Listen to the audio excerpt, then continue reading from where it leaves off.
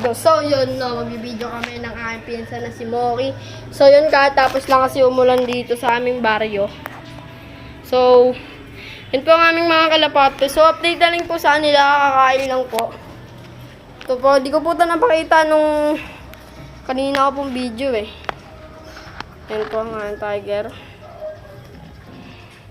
Tapang-tapang po yan. Nunuka po yan eh. So, Ito po si Kidlat at si Darak. So, yun no. Update na po sa kanila. Magiging karera ko po yan, mga idol, no. So, hindi to tapos na umulan at may rainbow pa nga doon, no. So, makikita nyo dyan, mga idol, may rainbow pa. Ayun, no. Rainbow yan, mga idol. So, dito may mga nagbebenta ng gulay at tumpukan yung mga tao doon. Dito po kami ngayon sa 3rd floor. Kung gaano kataas. Ito po nga aking pinsan na makulit. Duyan ang duyan. Papakita po sa inyo yung view. Papakita po yung view sa inyo. Yan po. Kung may papansin nyo po, may rainbow po. Yan po view dito. Bukid po yan. Yung nakikita nyo yan. Ayaw, gago! Bukid po. So yun po, may lumilipad pa na kalapati dun. May lumilipad pa na kalapati. So, yung pinapalakpakan ng aking pinsan, kakulitan talaga. Yung pong sinusumpo na yan, yun po yung bukid na pinaglalaroan namin dati. Yan, no.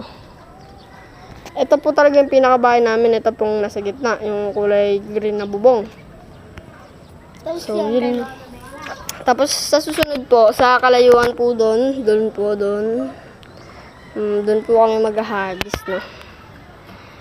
So, may nakita po ang kalapate, kalawang.